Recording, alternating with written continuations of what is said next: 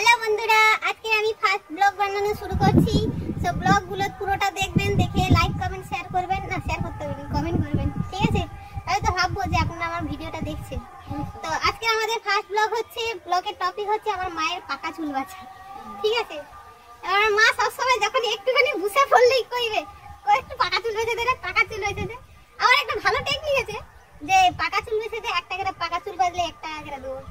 চুল বাছা হওয়ার পর আর কইবে টাকা দিবেনি, মানে তাহলে কি বলে না, একটা অন্যরকম কথা বলা যায়, কিন্তু সেটা বলা যাবে না। মা হয় না, টাকা ছাড়া মানুষ চিনি।